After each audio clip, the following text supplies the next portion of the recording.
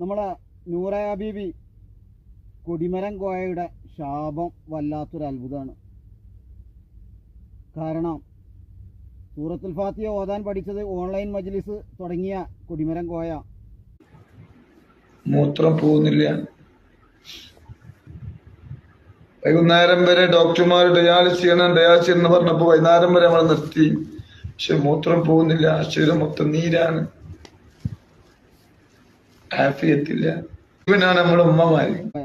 ആ കൊടിമരം കോയയുടെ ശാപം വല്ലാത്തൊരു അത്ഭുതമാണ്. കാരണം ആരെങ്കിലും കമൻറ്റ് കൊടുത്താലോ കൊടിമരം കോയ പറഞ്ഞാലോ ശാപം നേരെ അവർക്ക് ബാധിക്കും. പക്ഷേ ഇപ്പോൾ കൃഷിയിടം ക്യാൻസറാണ്. നമ്മുടെ ആരോഗ്യ മേഖലയ്ക്ക് ഒരു മുതൽക്കൂട്ടായി മാറിയിരിക്കുകയാണ് കൊടിമരം കോയ.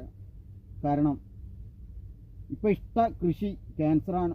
അമല ഹോസ്പിറ്റലിലെ ക്യാൻസർ മുതൽ ഏട്ടനും അനിയനും നൂറെ ഏർവാടിയും നൂറെ ഹാമിദും മത്സരിച്ച് മുഴകൾ നീക്കം ചെയ്യുകയാണ്. നിങ്ങൾ വിചാരിക്കും ഇത് വല്ല ഗോറിയിലുമാണെന്ന്. എല്ലാ തരുണീമണികളായ സ്ത്രീകളുടെ ആമാശയം മുതൽ കഴുത്ത് മുതൽ എവിടെയുള്ള മുഴകളും മാറ്റിക്കൊടുക്കും. പക്ഷെ അപ്പോഴും ഒരു പ്രശ്നം, അനിയന്മാർ നാട്ടുകാരുടെ മുഴ മാറ്റി കൊടുക്കുമ്പോൾ മേലേക്കൊടക്കാട്ടിൻ്റെ തറവാട്ടിൽ മൂത്രം പോകുന്നില്ല. അപ്പോൾ നിങ്ങൾ വിചാരിക്കും ബാത്റൂമിൻ്റെ സെപ്റ്റി ടാങ്ക് നിറഞ്ഞത് കൊണ്ടാണ് മൂത്രം പോകാത്തതെന്ന്. അല്ലേലോ ഞാൻ പറഞ്ഞു കണ്ണീർ ബാത്തിലാക്കാൻ പ്രയോജനമില്ല.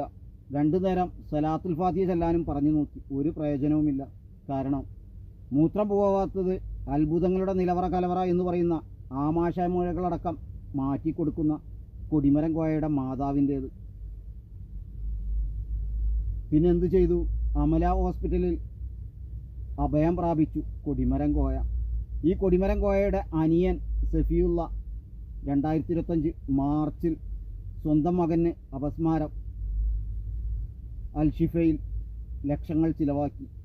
അപ്പോഴും സലാത്തിൻ്റെ ഉത്ഭവ കേന്ദ്രമായ എല്ലാവിധ രോഗങ്ങളും മാറ്റിക്കൊടുക്കുന്ന ഗോഡൗണിൻ്റെ കുഞ്ഞിന് അസുഖം വന്നപ്പോൾ അൽഷിഫ, സ്വന്തം മാതാവിന് രോഗം വന്നപ്പോൾ മൗലാന.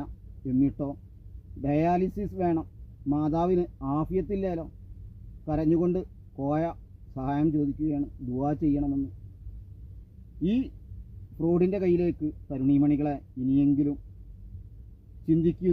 നിങ്ങളുടെ സ്വർണം അടിച്ചു മാറ്റാൻ വന്ന വ്യാജ ആൾമാറാട്ടക്കാരനാണ് ആമിദ് എന്ന ഈ ചൂഷകൻ എന്ന് ഇനി എന്നാണ് നിങ്ങൾ മനസ്സിലാക്കുക?